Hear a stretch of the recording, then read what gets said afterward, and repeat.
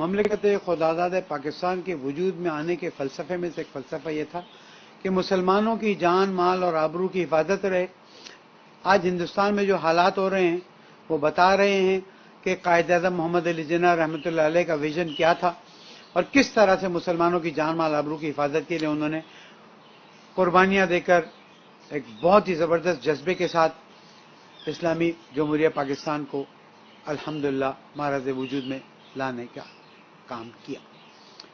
لیکن مسلسل چند سالوں سے دیکھا جا رہا ہے کہ اس جمہوریہ اسلامی پاکستان میں ہماری کمسن بچیوں پر مسلسل زیادتیاں ہو رہی ہیں، الگ الگ طریقے سے زیادتیاں ہو رہی ہیں۔ میں زینب کے کیس کو نہیں بھلا سکتا جس نے پاکستان کے ہر سینے میں دل رکھنے والے انسان اور باپ کے دل کو زخمی کیا تھا، چھلنی کیا تھا۔ آج میں دیکھ رہا ہوں کہ بعض اور بیٹیاں بھی مشکلات کا شکار ہوئی ہیں اور اس وقت دعا زہرا کا مسئلہ بہت سیریس ہو گیا ہے۔ میں اس بات کو واضح طور پر بیان کر دوں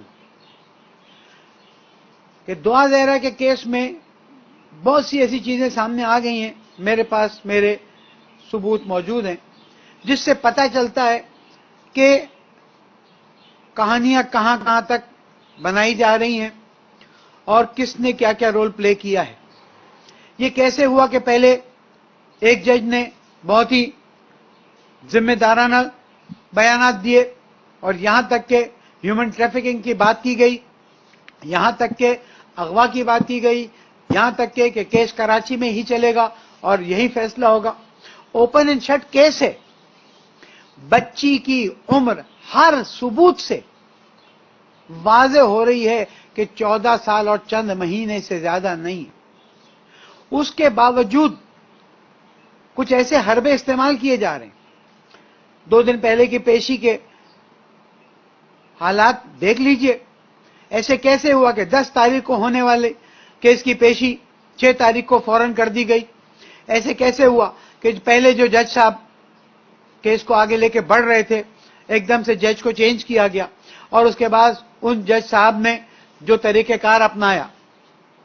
میں لیگل فرٹرنیٹی سے دستبستہ درخواست کرتا ہوں، میں صدر اسلامی جمہوریہ پاکستان سے ڈیمانڈ کرتا ہوں، میں چیف جسٹس سے ڈیمانڈ کرتا ہوں کہ دعا زہرا کا کیس شرعی لحاظ سے، قانونی لحاظ سے اور اخلاقی لحاظ سے صرف یہ بنتا ہے کہ وہ اپنے والد کی اجازت کے ساتھ نکاح کر سکتی ہے، ورنہ اس کا نکاح نہیں ہو سکتا۔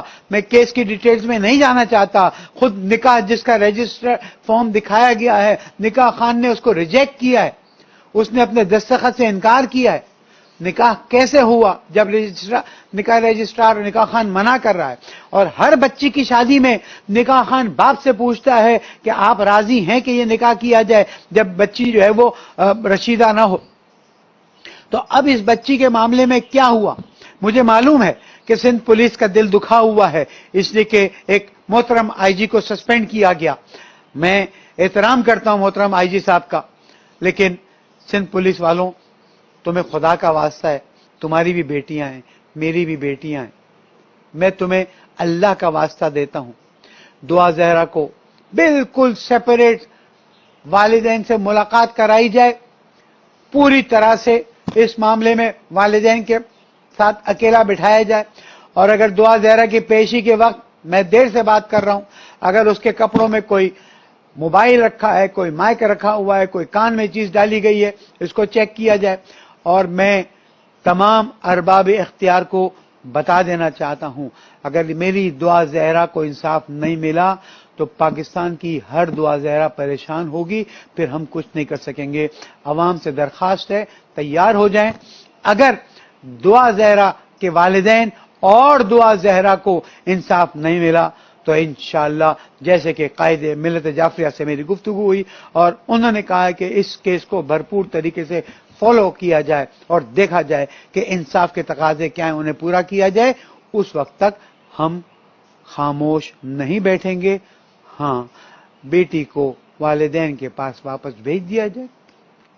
वहां पर बेटी आजादाना माहौल में कहे कि मुझे इस लड़के से शादी करनी है, हम खुद आएंगे, हम खुद निकाह का प्रोग्राम रखेंगे और हम खुद अपने हाथ से अपनी बेटी को रुखसत करेंगे। अल्लाह ताला मेरे पाकिस्तान की बल्कि तमाम उम्मत इस्लामी के, चाहे हिंदुस्तान में बेटियां, चाहे अफगानिस्तान में, चाहे कश्मीर में, उनके पर्दे की हिफाजत करे, उनकी इफ़्फ़त की हिफाजत करे और मेरे प्यारे मुल्क पाकिस्तान को इन मुश्किलात और इन मसाइल से आज़ाद फरमाए। वस्सलाम अलैकुम व रहमतुल्लाहि व बरकातुहू। बिस्मिल्लाहिर्रहमानिर्रहीम, अल्लाहुम्मा सल्लि अला मुहम्मद व आले मुहम्मद। पाकिस्तान के अहम तरीन केसेस में से केस है दुआ ज़हरा केस, और ये केस लोगों की निगाहों के सामने सोशल मीडिया के ज़रिए से आया और उनके वालिदैन की जुर्रत की वजह से। जब तक हम खामोश रहेंगे उस वक्त तक दुनिया में जुल्म होता रहेगा।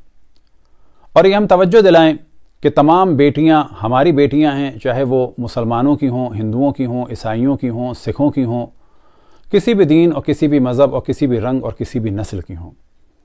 हमें तमाम इंसानों का दिफा करना चाहिए, क्योंकि अगर कोई इंसान है तो फिर वो हिंदू या मुसलमान या ईसाई या यहूदी होगा।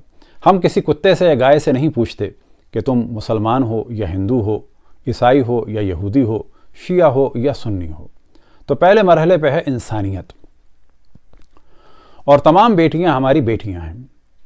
हमने पूजा कुमारी के बारे में तफसील से डिस्कशन किया कि जो पाकिस्तानियों को देखना चाहिए उसमें अहम तरीन नुकात हैं।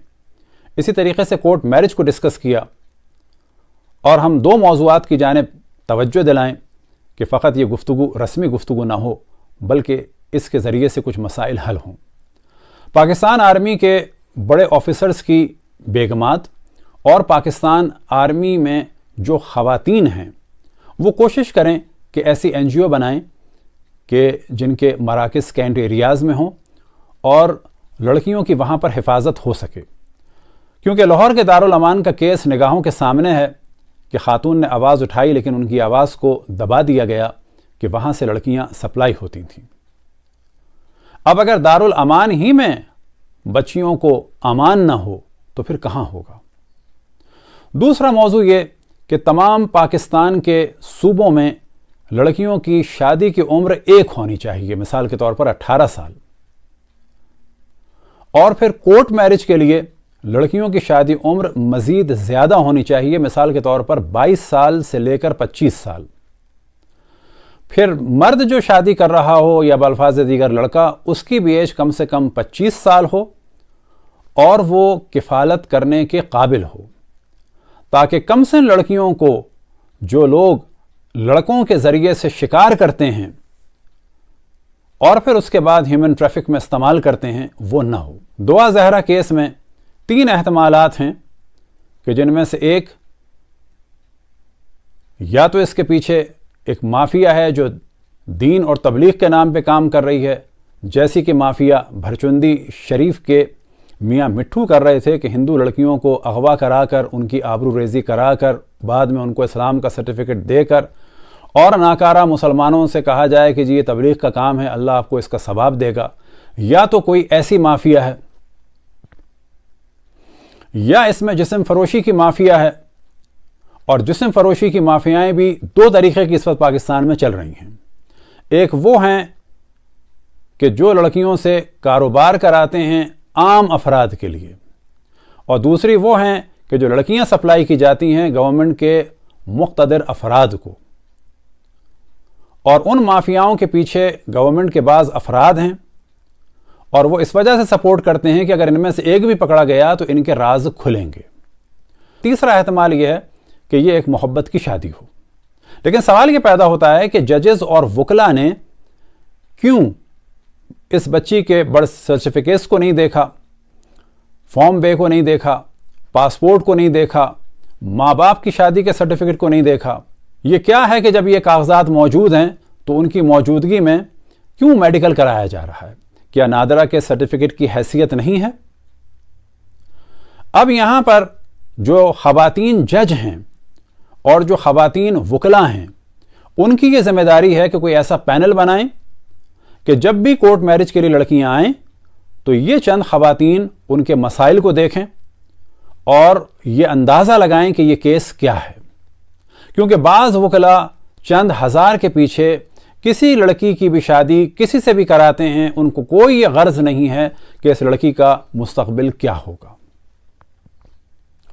دعا زہرا کیس میں تمام پاکستانیوں کو شامل ہونا چاہیے، اسی طرح سے پوجا کماری کے لیے آواز اٹھانی چاہیے، اور ہم نے آواز اٹھائی تھی۔ لڑکیوں کے معاملے میں دین یا مذہب یا قوم یا قبیلہ یا رنگ یا نسل کے موضوع کو نہ لائیں، بلکہ کسی بھی انسان کے لیے نہ لائیں، کیونکہ سب سے پہلے انسانیت۔ آج اگر ہم نے کسی بھی لڑکی کو حق دلایا اور کسی بھی لڑکی کو استعمال کرنے والی کسی مافیا کو ختم کیا، تو اس کے معنی یہ ہے کہ پاکستان میں ہزاروں لڑکیوں کی عزت اور آبرو کا دفاع کر لیا۔ بس لڑکیوں کا استعمال چاہے تبلیغ کے لیے بھرچندی والے کریں، اور چاہے انڈیا میں متشدد افراد ویب سائٹ بنائیں مسلمان لڑکیوں کو بیچنے کے لیے، اور چاہے وہاں پر لو جہاد کے نام سے کام ہو، چاہے یورپ اور امریکہ میں محبت کے نام پر نیشنلٹی حاصل کرنے کے لیے لڑکیوں کو استعمال کیا جائے، کہیں پر بھی اس قسم کے کام ہوں اس کی ہمیں مخالفت کرنی چاہیے۔ جس طرح سے مولانا شبیر میسمی صاحب نے آواز بلند فرمائی، قائد ملت جعفری علامہ ساجد نقوی صاحب نے آواز بلند فرمائی، اور قوم کے دیگر افراد نے آواز بلند فرمائی۔ فوارہ چوک پر جو اجتماع ہے اس میں شرکت کریں، اور یہ اجتماع شیعہ عنوان سے نہیں ہونا چاہیے، بلکہ یہ اجتماع انسانیت کے عنوان سے ہونا چاہیے۔ اور تمام ایکٹیوسٹ چاہے وہ کسی بھی دین اور نسل کے ہوں، کسی بھی قوم کے ہوں، کسی بھی قبیلے کے ہوں، انہیں چاہیے کہ اب وہ ایکٹیو ہوں اور آگے بڑھیں جس طریقے سے بھی ہو سکے، اور جن جن لڑکیوں کا دفاع ہو سکے ان کا دفاع کریں بلا تفریق، رنگ و نسل و قوم و مذہب۔ دعا ہے کہ خداوند تبارک و تعالی